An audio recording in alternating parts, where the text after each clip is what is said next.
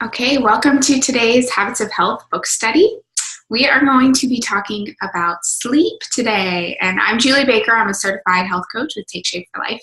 And if you want to get out your book and your workbook, we are in chapter 13 of your workbook and chapter 17 of the book. And I went through and read this chapter, and I just pretty much highlighted the entire chapter and was having a hard time deciding what to even talk about because like you're just gonna have to read the whole chapter because I circled everything and highlighted everything. So it's got a lot of really good information in it. But I like that in the companion guide, I always call it the workbook, but the technical name is the companion guide. The title of this chapter or this lesson is the discipline of healthy wording, because I thought so many times people just think, well, I'm a sleeper or I'm not, and that's just it. It just is what it is. But the title is the discipline. It is a discipline to get good rest, and I like looking at it from that angle because most people don't think about it that way.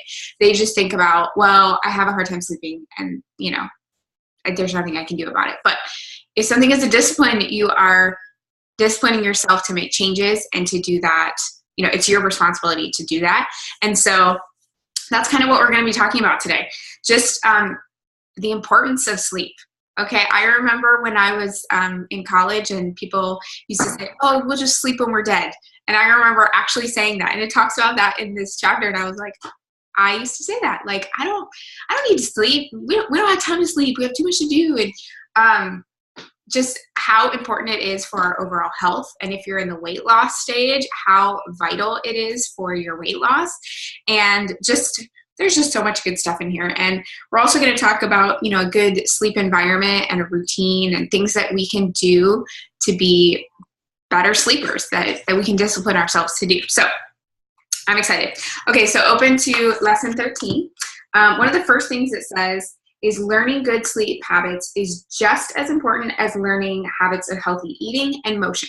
So if you are on one of our programs with Take Shape for Life, you have probably heard of our healthy habits, which are making sure that we eat 6 times a day, drink a lot of water, half our body weight in ounces of water, and get good sleep. So if your coach has told you that before, it's just as important as all the other things. Even though you might think that it's not, it makes a big difference. So part 1 is how much sleep do you get? Are you getting enough sleep?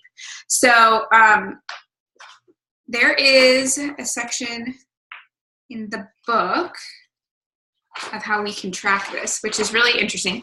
And I think my children must have known that I was going to do like a sleep study last night because they decided to A, not go to bed, and B, wake up numerous times in the middle of the night.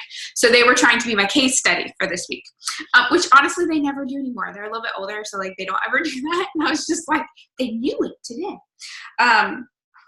But we're going to be able to track how much sleep we're actually getting. So I want to go to page 216 in the book. I'm skipping ahead a little bit, but because it's talking about this in the workbook, is quantity. How much sleep are you actually getting? What time? So follow answering the following questions. So if you have a pen out, go ahead and answer these questions. What time do you turn off the lights to go to bed normally? How long does it take you to fall asleep? How often do you wake up during the night? Like how many times? And how long do you stay awake each time that you wake up? And what time do you wake up in the morning? So take just a minute and answer those questions on average. I know they're not always going to be the same.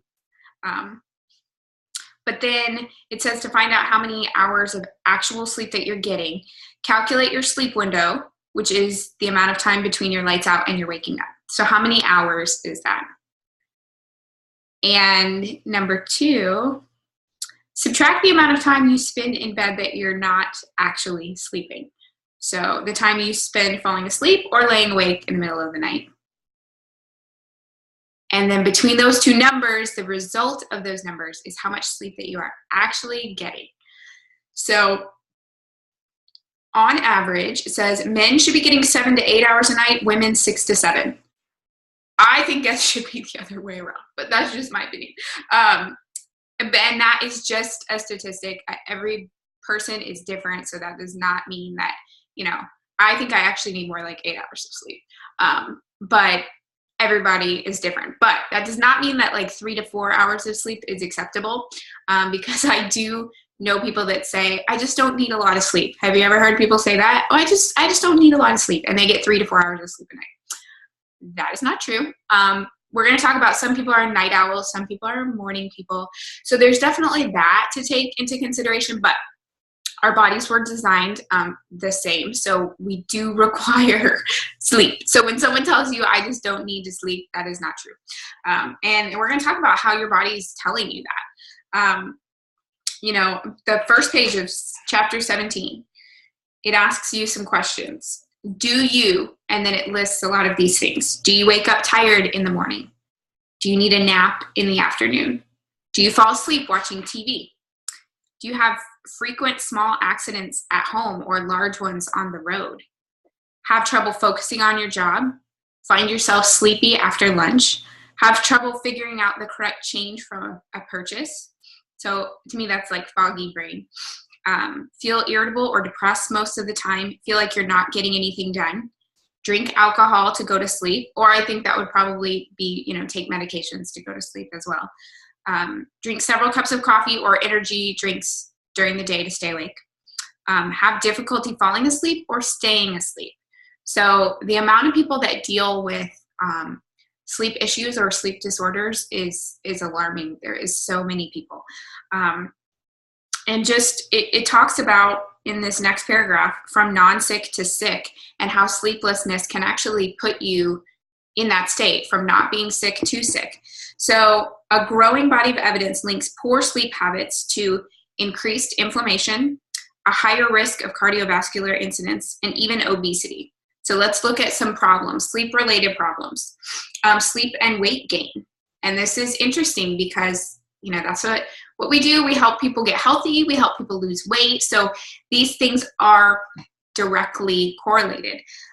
Getting too little sleep disturbs our appetite regulation, giving sleep deficiency the potential to be a major factor in obesity. Researchers at England's Warwick School of Medicine, who studied 28,000 adults and 15,000 children, found that getting less sleep almost doubled the risk of obesity, even in children as young as 5. Why? Because when you are sleep deprived, your body secretes excess, I'm not going to say this word right, ghrelin, a hormone that increases your appetite, and less leptin, a substance that tells you to stop eating. In addition, lack of sleep prevents your body from replacing dopamine and serotonin, two brain chemicals that bring comfort and satisfaction. So as a result of all of these things, you're going to crave sugar and energy-dense, nutritionally polluted foods. So junk food, you're going to crave junk food. And you're going to not stop eating because your body isn't producing the things that's going to tell you that you're full and that you need to stop eating, which I think is so interesting. When you break down the science of all of these things, there is a reason why it is the way that it is.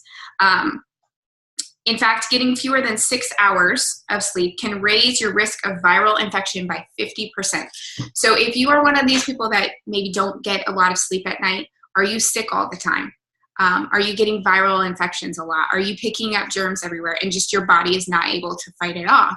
Some of that can be because of lack of sleep. So there is just a lot of really interesting factors that go into that. And then it talks about the sleep cycle on page 213 and the stages of sleep. And it goes into all the different stages. And there's a lot of them. Have you ever had a night where you are just a super light sleeper and anything will wake you up and you don't ever feel like you got into REM sleep? REM is the last cycle. Sorry, my little one is saying hi this morning. Oh.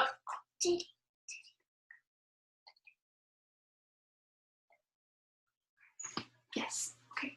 What was it? I don't know. Sorry. Okay.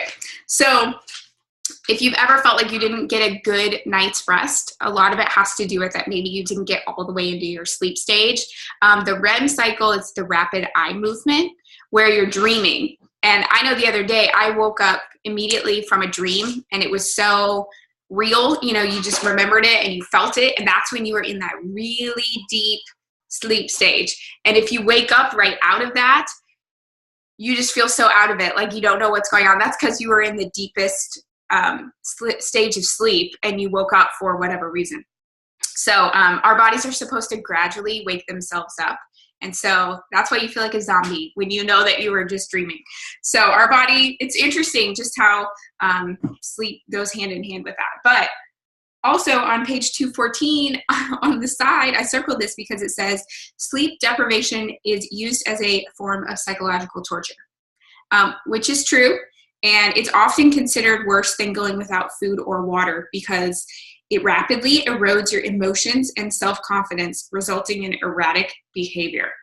So, I mean, I know sometimes Navy SEALs and things like that, they'll train for that, you know, sleep deprivation. They will go days without sleep, which is crazy. And so it's used as a form of torture. I mean, our bodies desperately need sleep. So that's what's so interesting, I think, about it. But also I think it's kind of, our bodies are kind of like, I put the analogy on here, kind of like our cell phones, you know, that they need recharging, and that it's really important to do that because, you know, if you are talking on your phone all day and the batteries, it keeps getting lower and lower and lower, and you know that it needs to be charged. If you only charge it like 25%, you forget, or you're too busy or whatever, you only charge it 25%, and then the next day you go to use it, and then use it for like an hour and it's dead, and it's like, oh, I need my phone. I think our bodies are kind of the same way with sleep. They have to recharge at night. That is how we last through our days. That's how God made our bodies. So when you don't have time for that, or you're doing other things, you're not going to make it through each day. And if you do, you're going to be tired. You're not going to be fully present, which I think is a big thing. And you're going to have foggy brain, like it talked about a little while ago. Do you forget stuff all the time? Do you go to write stuff down and you can't remember what you were doing, or things like that? Some of it, I think, is mommy brain. But mommy brain is sometimes caused because children don't sleep. So those all go hand in hand together. Why we get sleepy. So this is interesting too. It's on page 214. Just talking about how our bodies are made and that they produce melatonin, which will make us drowsy between midnight and 7 a.m. So that's how our bodies are designed. But what's interesting though is the older you get, the more the melatonin in your body decreases. So that is why the older we get, sometimes we wake up a lot earlier. Like it'll say people that melatonin levels begin dropping as we age. By the time we're 60, we've lost 80% of our melatonin. So just think of the older people who always seem to get up at the crack of dawn. That's because their melatonin is depleted by morning time. So they'll wake up at 4 because that's when their body wakes themselves up. And so babies, though, sometimes can sleep a lot longer periods. So we're going to look, let's see. We already did the sleep assessment. I know we had some people jump on, so if you haven't done that, it's just how much sleep are you actually getting, and figure out, you can calculate that. And then also the second part of that is how restful is your sleep. So let's say you're doing great, you get like 7 hours of sleep a night, most of the time. How restful is your sleep? Are you waking up a lot in the middle of the night? Do you take naps during the day, so maybe you can't sleep at night? Answer each one of these questions just to see kind of where you're at. You know, are you exercising? Do you consume alcohol? What about caffeine?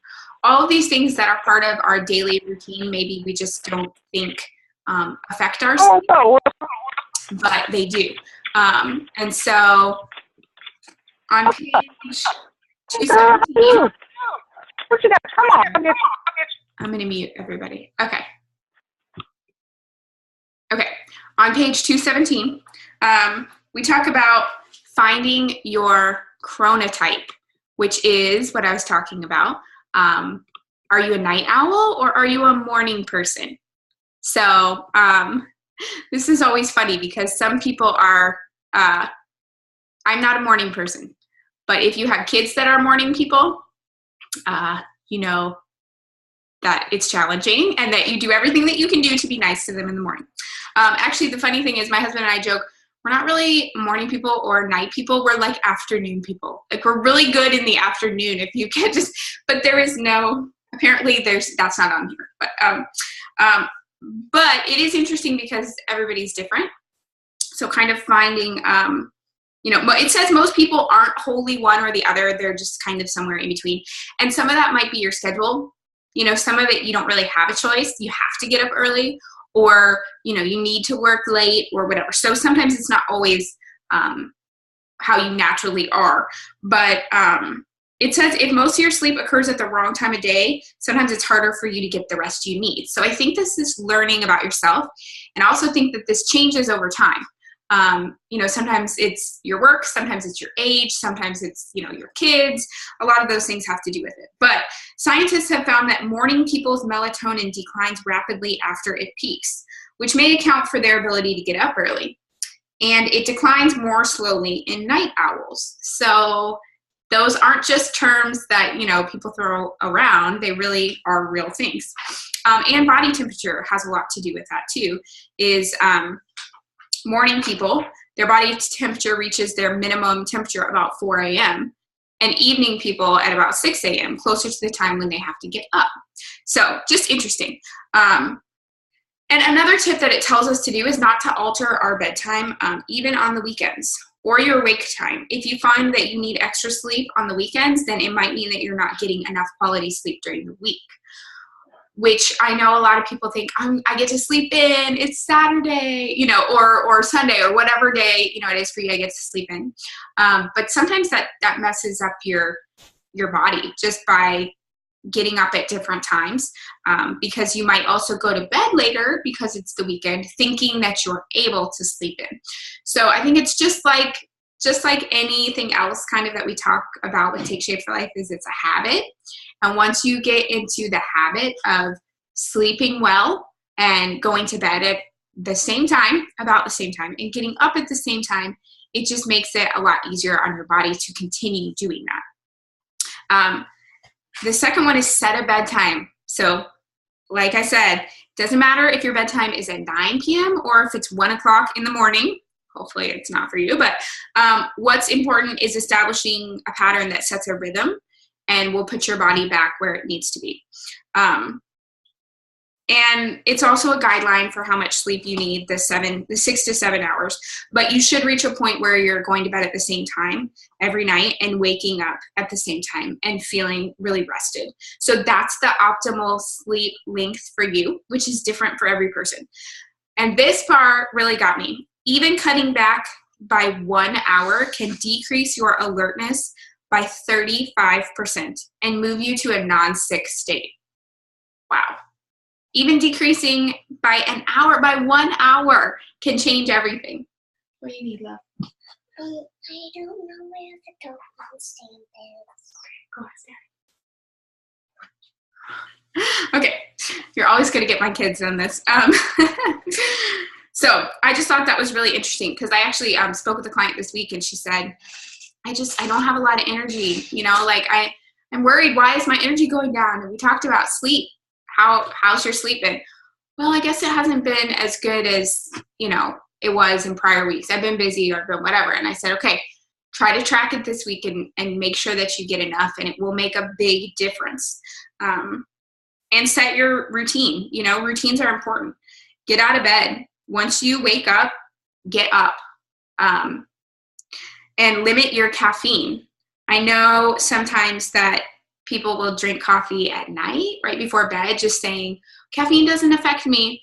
Well, you might not feel like caffeine is affecting you because you might be able to go to sleep, but it's doing things internally that you might not be able to feel. So if you are going to drink coffee or have caffeine, have it in the morning so that you have enough time, your body has enough time to get it out of your system before it's bedtime. And eat responsibly, which I thought this was interesting because I'm on page 219 in the book, but it says, avoid eating within 3 hours of sleeping. And I was like, wait, I'm like, no, we're supposed to eat before. Okay, but then if you keep reading that paragraph, it says a small fueling or a portion controlled meal replacement is fine, but no big meal. So I think that's what it's trying to say is don't eat dinner at 10 o'clock at night and eat a big meal. If you want to eat a snack before bed or a meal replacement before bed, that's one thing, but don't eat an entire meal just before you go to bed, because it makes it harder to go to sleep too. And this says say no to naps. You can, again, it depends on your schedule. I know some of you work nights and sleep days and everything's just kind of everywhere. But, you know, naps can throw off your sleep schedule. So if you absolutely need one, you know, it said a 5-minute power nap won't hurt, but you just don't want it to mess up your sleep schedule. So I think it's finding something that works for you and your routine. But in the evening, this was the challenging part. Basically prepare our bodies for rest. And I know that this is something that we're all probably bad at, because at night, what do most people do? Lay in bed and scroll through your phone or be on Facebook or return emails or whatever it is. And so this is just, you know, saying that part of the discipline of sleep is to prep your body for getting ready to rest. So decrease your stimulation. And so a lot of that means turn the lights off. You know, stop emailing, stop surfing the internet, turn off any loud music. That includes TV too. I know that a lot of times people watch TV in bed and think that it's helping them get ready. You know, it'll make me tired if I watch TV. But actually how it talks about, there's a pineal gland in our body that's right behind our eyes that is very sensitive to light. So when you have on lights in your room or a TV or even a phone, it's going to sense that and it's going to keep you awake. So actually those things are not going to help you kind of prepare for bed. Eliminate your cell phone use, put it away. Sorry. Say hi to Katie. She wants to say hi to you.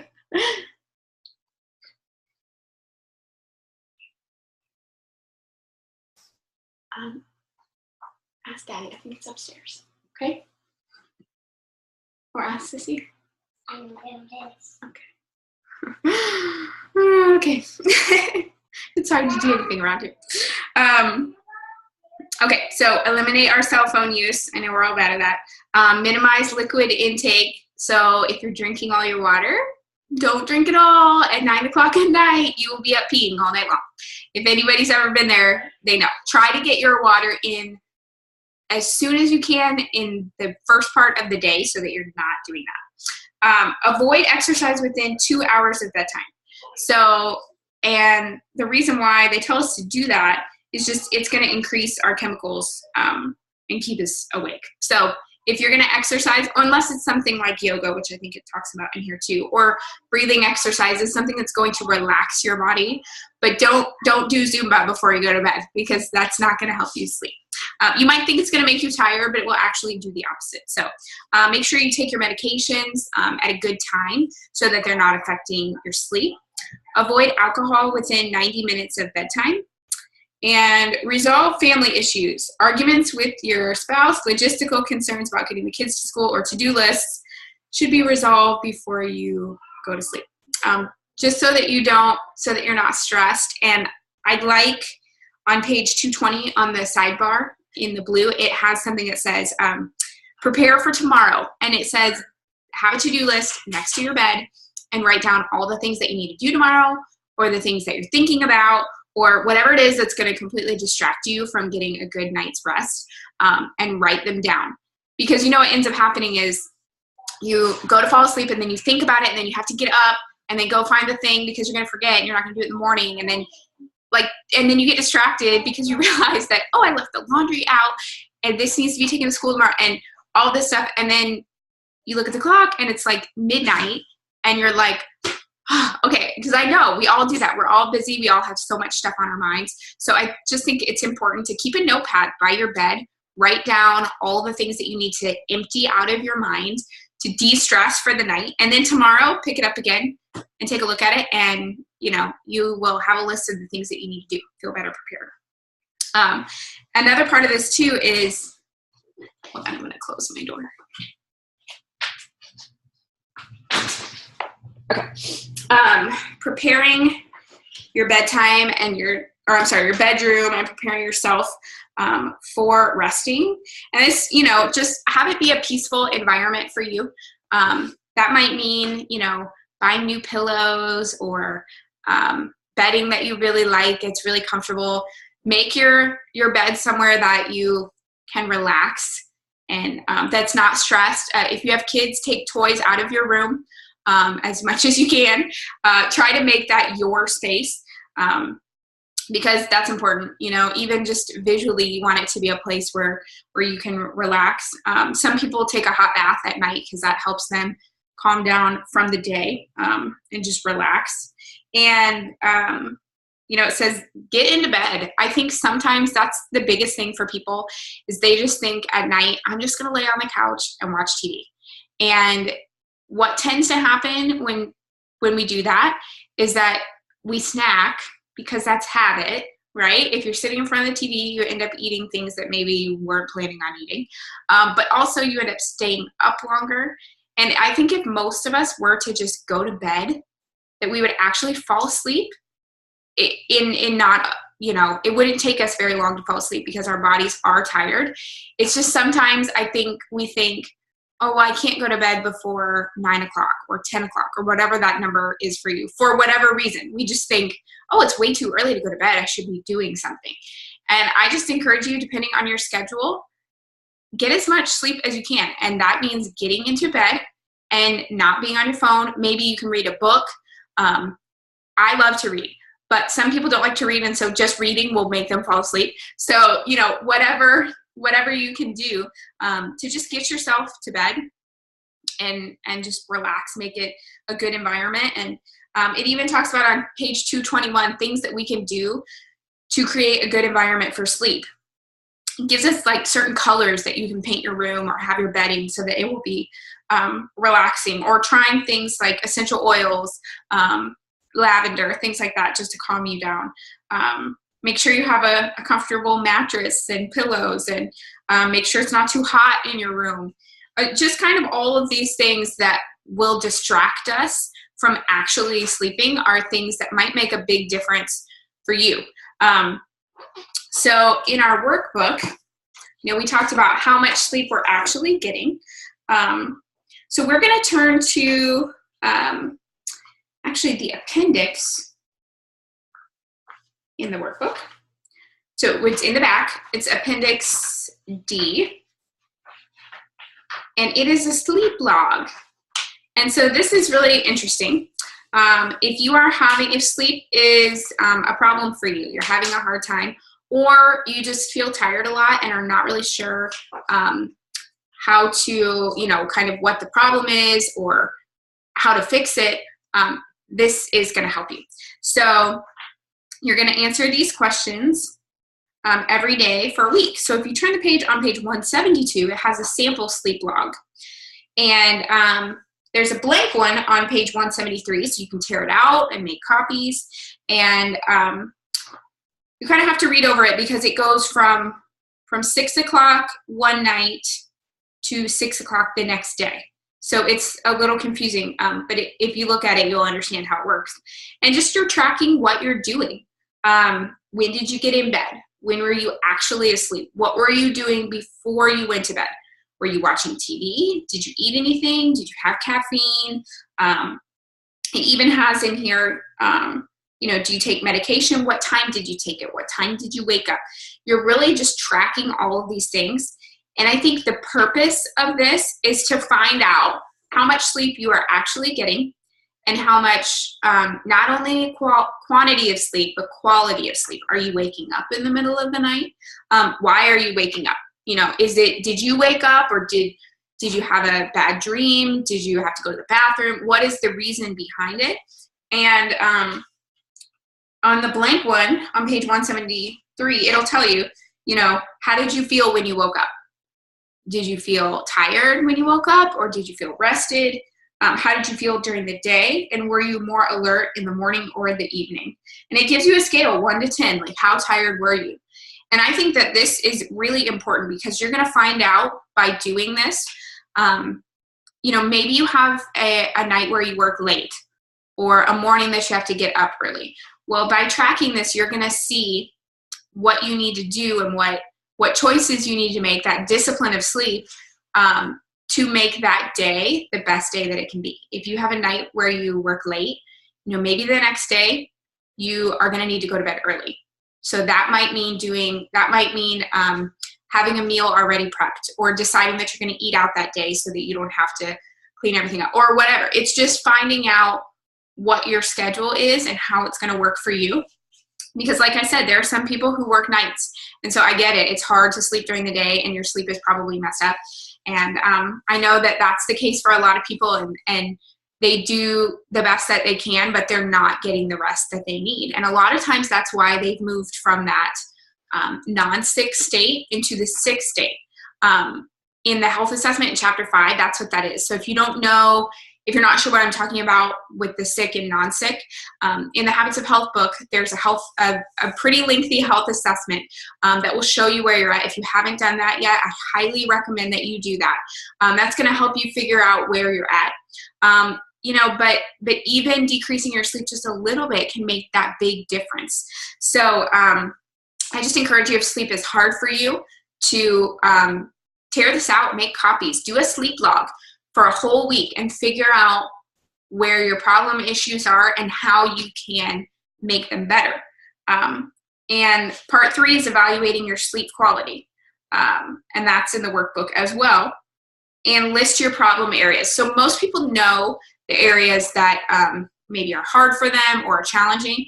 List them out and do the sleep study this week. And like I said earlier, the whole chapter 17 in the book is about sleep, and I highlighted like the whole chapter. I just wanted to read the whole thing to you because it's so important. It gives you a lot of education about sleep, but also a lot of really good suggestions that are going to help you make a good sleep environment.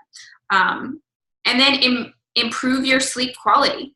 So write down any immediate changes that you're going to make in your routine to improve the quality of sleep. For some of you, it might just be moving your afternoon coffee from like 3 or 4 o'clock to the morning. And that's it. Like that might make a huge difference for you. But you're not going to know until you try these things. And there's a quote in here. Thomas Dekker says, "Sleep is the golden chain that ties our health and our bodies together." And so if you feel like you're doing well in a lot of other areas of your life, but this is something that's hard for you, this could be what is lacking. And there's also a structural tension chart on here on page 105 in the workbook to help you write down the choices that you're going to make and the timeline of when you're going to do them, and just to see how it helps you and how you can make those small changes to make a big difference. So I know sleep is a challenging thing for a lot of people, and they're not able to get the right amount, but there was a time period for me when my daughters were little. One was in and out of the hospital. The other one had sleeping disorders. And it was a very crazy time, and it was a couple years. And to be honest, I don't really even remember a lot of those because I had foggy brain, because I wasn't sleeping for long periods of time, 3 to 4 hours of sleep a night maybe. And it was very challenging to do anything. And I just remember feeling like I was not myself. And so if you are, now obviously those were outside circumstances, but some of you might be dealing with some of those things. And I just encourage you to do what you can to make time for sleep. It is important. It's vital for your body to repair itself, to replenish itself, so that you have enough energy to be there for your family, to work towards optimal health. It is important. Don't push sleep off like it's I don't have time for that, or it's not as important as working or all of these other things, because it affects your physical health. And when you don't have your physical health, you can't do anything else. So just want to encourage you to read the whole chapter and to talk to your coach if sleep is something that you struggle with. Maybe it could be on your health journey right now. Maybe you're not losing weight like you were before, or you're just not able to get the right amount of sleep. Work with your coach and let them know that sleep is hard for you, and that you want to write down some of these things that you're going to do, that you're going to put in place to just help your sleep get better.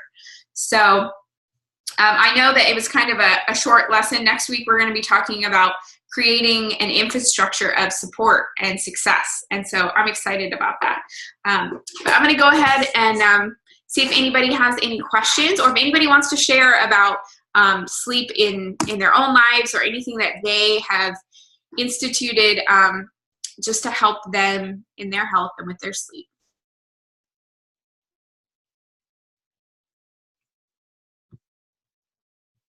Hey, Julie, it's Katie. Hi, Katie. Hey.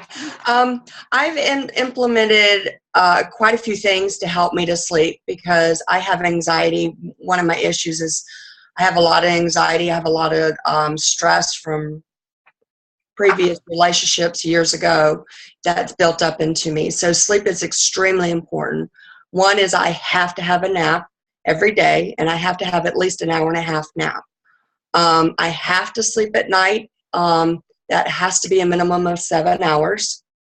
And when I sleep, I went to CVS, and you can go to other places. My girlfriend said she found them at the Five and Below or at the dollar store. Sleepy masks. They are so important. My girlfriend is a nurse. She's an RN, and she realized, because I said I sleep with that. I have 3 of them. I have one in the truck. I have one in my purse, and then I have one that I keep on me in my bedroom. So even though at night, and you're saying, you know, having things dark and everything, sometimes even the night light, just the night, it doesn't get dark enough. So I put that on, and I'm right out. So I also have a diffuser where I put my oils, and especially lavender. And I don't just do it in the diffuser. I also put it on me. And then sometimes I take a lavender bath to help me really relax.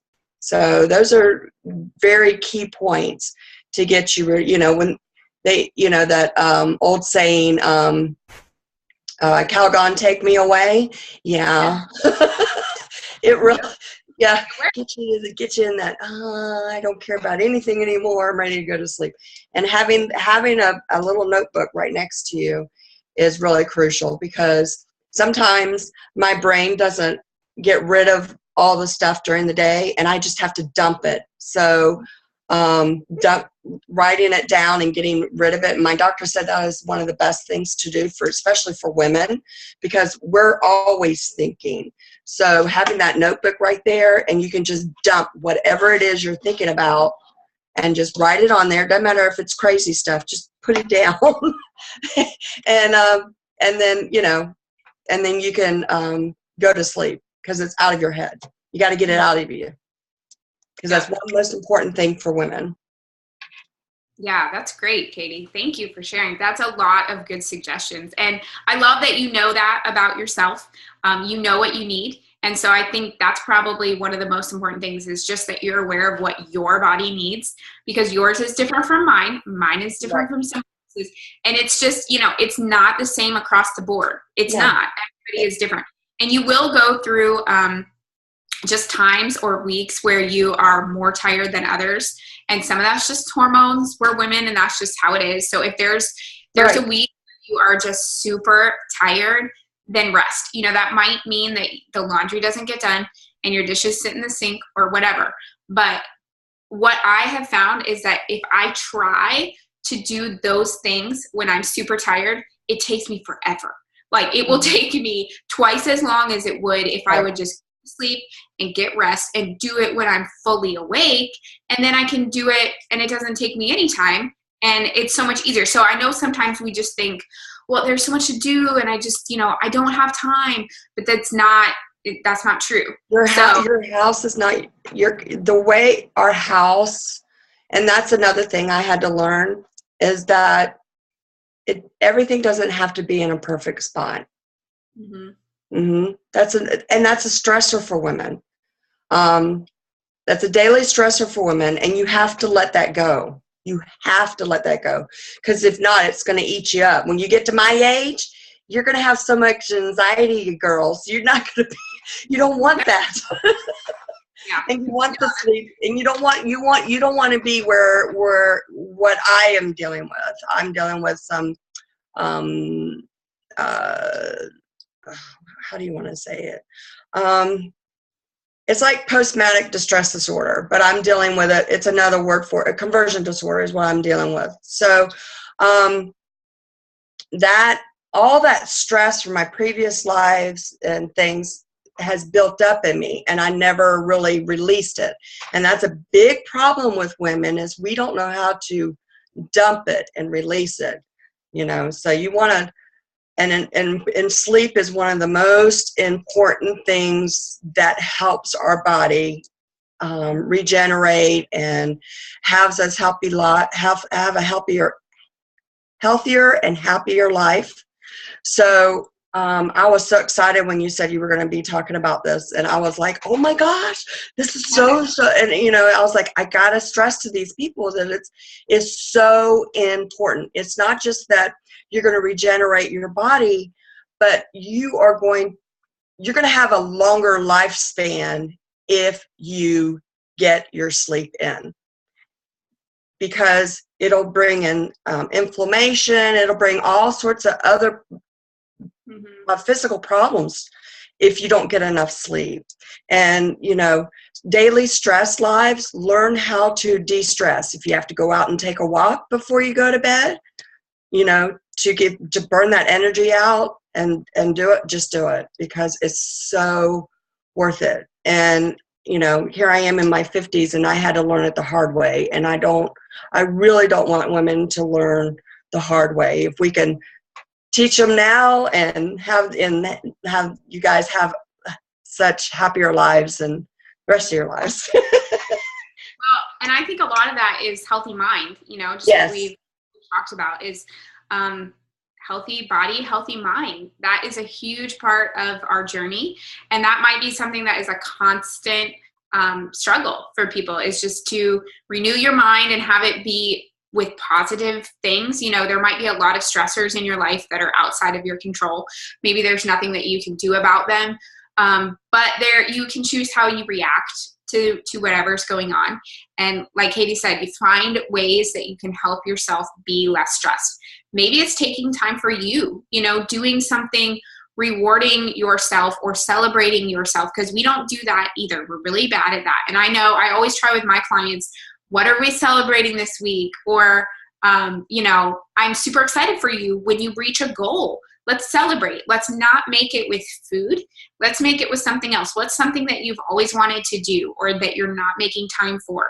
Or, just something that's relaxing. Go get a pedicure, or something that is for you. Or maybe you've wanted to go somewhere, a day trip or something like that. Just something that is for you, because I think your mental health, your healthy mind is just as important, because like Katie said, a lot of us will lay asleep, or lay in bed at night and just be thinking about so many things. And I think that's why I talked about too, is your relationships. You cannot separate healthy mind from relationships. They're all, it's all the same thing. So making sure that you spent time with your kids, and that you tell them that you love them, and that, even if it's only for a few minutes, because maybe your work day is crazy and you don't see them a lot, but doing those things, or having a conversation with your spouse.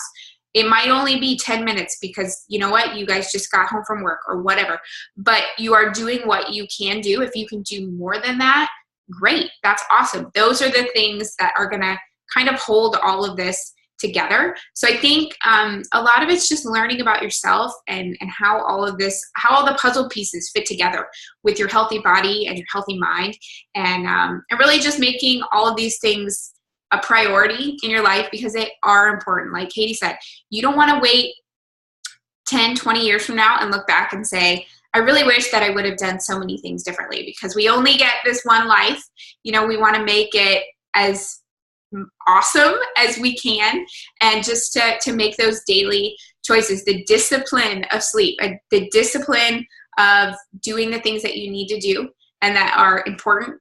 And again, I harp on the TV thing a lot, but for me, it's just because I feel like, we want to relax. That's our reasoning behind watching TV. Sometimes I just want to relax, but really it's not relaxing your body. I'm not saying you can't ever watch TV, but I'm just saying it's a habit for most people to go after dinner or after you get the kids to bed to sit in front of the TV for 1 to 2 hours.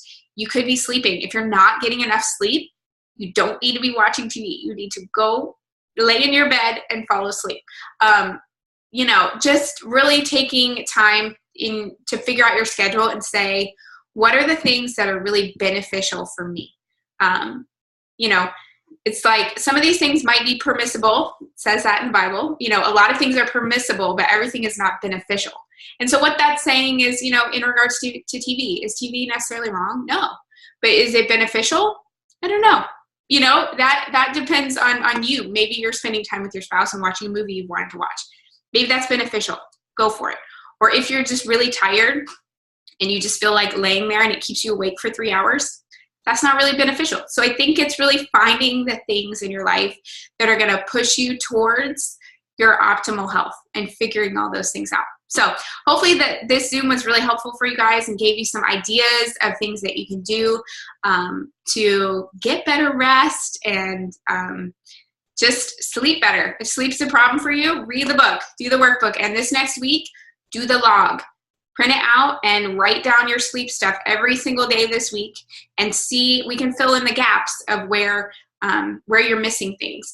Get with your coach, or maybe if they haven't done it before, message me. I'd be happy to go through that with you guys and just help you figure it out. So thanks for joining us on this Saturday. And there will not be a Zoom next week. I will be at a convention, so I will be out of town. So we will probably resume the following Saturday. So hope you guys have a great week.